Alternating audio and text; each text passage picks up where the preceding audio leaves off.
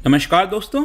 किसी भी इकोनॉमी के लिए, किसी भी देश के लिए जो इन्फ्लेशन है वो एक बहुत बड़ा आंकड़ा होता है, क्योंकि इन्फ्लेशन अगर एक पर्टिकुलर रेंज में रहे तब तो देश की अर्थव्यवस्था, इकोनॉमी सही से चल सकती है। लेकिन अगर वो आउट ऑफ कंट्रोल हो गया, स्पेशली जब हम डबल डिजिट इन्फ्लेशन की बात करते हैं, अगर आपने थोड़ा सा इकोनॉमी पढ़ा हो हिस्टोरिकल पर्सपेक्टिव से, ग्रेट डिप्रेशन आया था, जब भी क्राइसिस आता है तो वहां पर इन्फ्लेशन ज़्यादातर चीज़ें देखी जाती हैं। तो यहां पर क्या हुआ है कि अब जो भारत के अंदर इन्फ्लेशन है, यहां पर मैं बात कर रहा हूं होलसेल प्राइस इंडेक्स के बारे में, ये 14% को भी क्रॉस कर गया। ये आप देख पाओगे, WPI इन्फ्लेशन स्पाइक्स टू 14.55% इन मार्च।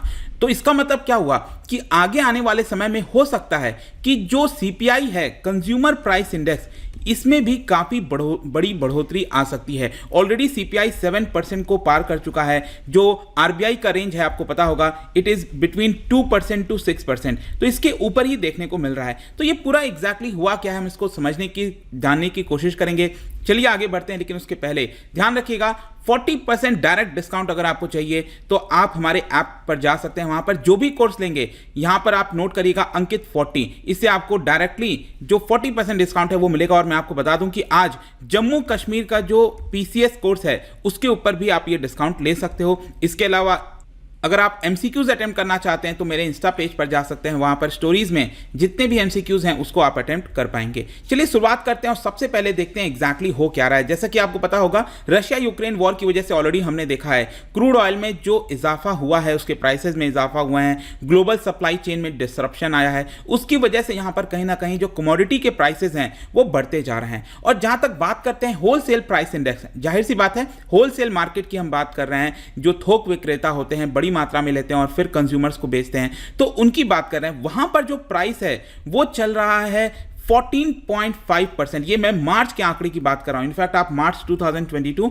और फरवरी 2022 दोनों आप देख सकते हो। फरवरी में ऑलरेडी ये 13% को क्रॉस कर गया था, ये भी 14% को क्रॉस कर गया है। इसके अलावा स्पेशली जो चिंता की बात है वो है फूड आर्टिकल्स, जो कि हर एक व्यक्ति खाता है देश के अंदर। वहां पर भी अगर आप देखोगे, इनफैक्ट वीट का प्राइस आप देखिए, बहुत ही चौंकाने वाला आंकड़ा 14% को क्रॉस किया है, जो वीट वाला है एग्जैक्टली, क्योंकि यहां पर Russia Ukraine wheat basket, bread basket कहे जाते हैं, बड़ी मात्रा में सप्लाई होता था, वो सप्लाई नहीं हो पा रहा है। बाकी भी आप देख पाओगे यहां पर फ्यूल एंड पावर में आप देखिए 34% का राइज। तो ये सारी चीजों की वजह से ये आप कह सकते हो कि 2011-12 का जो सीरीज चल रहा है, आपको पता होगा कि बेस ईयर होता है, राइट। तो WPI का जो बेस ईयर है वो 2011-12 है। ये वाले सीरीज में आप देखोगे तो ये सेकंड हाईएस्ट आंकड़ा है। और आप ये भी कह सकते हैं कि 2021-22 का जो फाइनेंशियल ईयर अभी गुजरा है आपका एक महीने पहले, तो यहां पर जो हर एक महीने का आंकड़ा आप देखोगे WPI का, वो आपको डबल डिजिट में देखने को मिलेगा। और हमेशा अक्सर ये हमेशा ऊपर ही चलता गया है। तो यहां पर थोड़ा सा वरिंग क्यों है, यहां पर ये आपको समझने की आवश्यकता है। स्पेशली पॉलिसी मेकर्स ये कह रहे हैं यहां पर कि पहले क्या होता था कि जो WPI है वो CPI को कैच करता था, लेकिन कहीं ना कहीं अब ट्रेंड दूसरा आपको देखने को मिलेगा। ये मैं आपको दिखा रहा हूं, पिछले कई वर्षों का ये आंकड़ा आप देख सकते हो। ये ऊपर वाला जो आप देखोगे ये CPI है, consumer price index. Consumer price index आप देखिए तो ये करीब 5%, 4%, 3% इस तरह देखने को मिलता था। और पहले की बात है, आप देख सकते हो 2015-16 में जो WPI है ये आंकड़ा चला गया था माइनस में, नेगेटिव में चला गया था।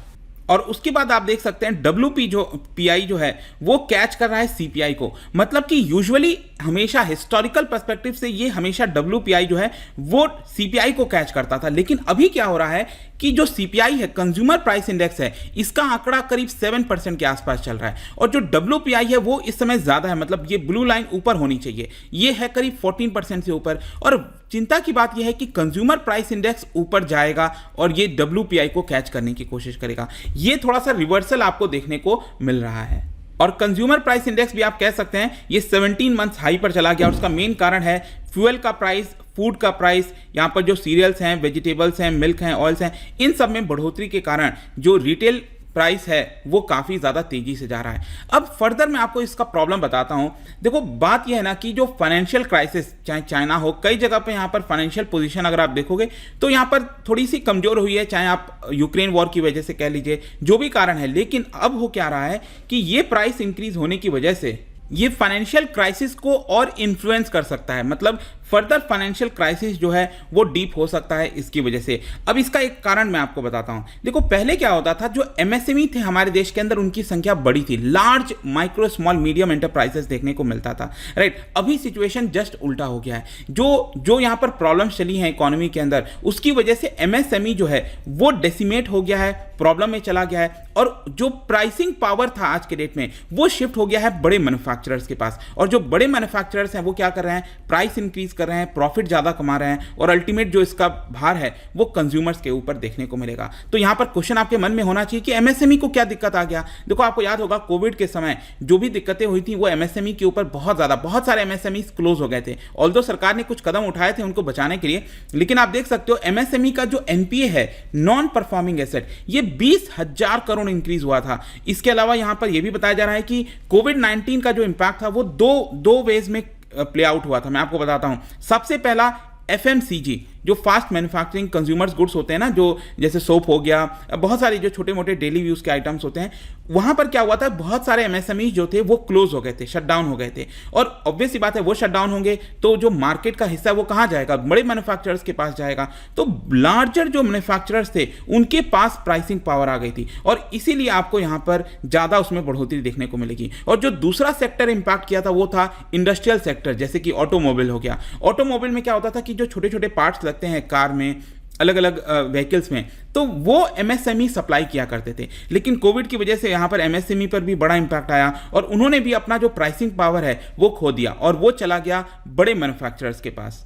और इसका आप एक जीता जागता उदाहरण भी देख सकते हो, जो मारुति सुजुकी है। पहले क्या होता था, मारुति सुजुकी साल में हुआ तो लाइक एक बार या मैक्सिमम 2 बार जो प्राइस है कार्स के वो इंक्रीज करता था। क्या आपको पता है इस साल 2021-22 में मारुति सुजुकी ने अकेले 4 बार प्राइसेस रेज किए हैं। यह साफ तौर पर दिखाता है कि यहां पर जो प्राइसेस हैं वो इंक्रीज हुए, और उसका मेन कारण एमएसएमई जो है उन्होंने अपना प्राइसिंग पावर खो दिया, क्योंकि उनकी संख्या कम हो गई, और वो प्राइसिंग पावर अब बड़े मैन्युफैक्चरर्स के पास आ गई है। इसके अलावा एक और जो आप एग्जांपल देखना चाहोगे वो है जीएसटी कलेक्शन। आपने देखा ही होगा कि पिछले साल हर महीने जो जीएसटी कलेक्शन है वो काफी अच्छा रिकॉर्ड स्तर पर गया है, राइट। तो जीएसटी कलेक्शन क्यों इंक्रीज हो रहा है? अगेन यहां पर जो स्टैटिस्टिशियंस हैं उनका यही कहना है कि जितना ज्यादा प्राइसेस इंक्रीज हुए हैं गुड्स के, उसी हिसाब से, क्योंकि जीएसटी क्या होता है वो परसेंटेज में होता है। अगर मान लो किसी गुड्स का प्राइस पहले 100 रुपए था, उस पर आप 18 रुपए पे कर रहे हो जीएसटी, अब इसका प्राइस 150 हो गया है, तो जाहिर सी बात है ना, अब 18 रुपए की जगह आप कितना पे करोगे, यहां पर आप 27 रुपीज पे करोगे। तो ऑब्वियस बात है जीएसटी कलेक्शन जो इंक्रीज हुआ है उसका एक बड़ा कारण यहां पर इन्फ्लेशन भी देखने को मिलेगा। तो ये इन्फ्लेशन, ये जो डब्ल्यूपीआई हमने देखा, ये क्या सिग्नल कर रहा है? देखो ये सिंपल सी बात है, डब्ल्यूपीआई यही सिग्नल कर रहा है कि आगे आने वाले समय में जो सीपीआई है, जो रिटेल इन्फ्लेशन है, उसमें भी बड़ी बढ़ोतरी होगी, और इसकी वजह से यहां पर जो चिंता होगी वो होगी आरबीआई को। आरबीआई को अब कहीं ना कहीं जो लिक्विडिटी है उसको मैनेज करना बहुत मुश्किल हो सकता है। ऑलरेडी आपने देखा है पिछला वाला जो एमपीसी में आरबीआई ने अपना जो रेपो रेट है उसको इंक्रीज नहीं किया, लेकिन आगे आने वाले जो एमपीसी हैं, मॉनेटरी पॉलिसी कमेटी की जो मीट होती है हर 2 महीने पर, वहां पर अपना जो रेपो रेट है, जो लोन रेट है, वो इंक्रीज हो जाएगा। तो अगेन यहां पर जो कंज्यूमर्स हैं जिन्होंने लोन लिया था उनके ऊपर भार डेफिनेटली आने वाला, मैं कह सकता हूं, कितना आएगा मुझे नहीं पता, लेकिन डेफिनेटली आगे आने वाले समय में रेपो रेट वगैरह इंक्रीज होने वाले हैं। तो यही पूरी कहानी चल रही है इन्फ्लेशन को लेकर देश भर में, और कहीं ना कहीं इसको कंट्रोल करना बहुत जरूरी है, अदरवाइज डेफिनेटली ये देश की इकोनॉमी के लिए खतरा बन सकता है। जाने से पहले एक इंटरेस्टिंग क्वेश्चन, क्या बता सकते हो ये जो 4 ग्रुप यहां पर लिखे हैं, कंज्यूमर्स, क्रेडिटर्स, पेंशनर्स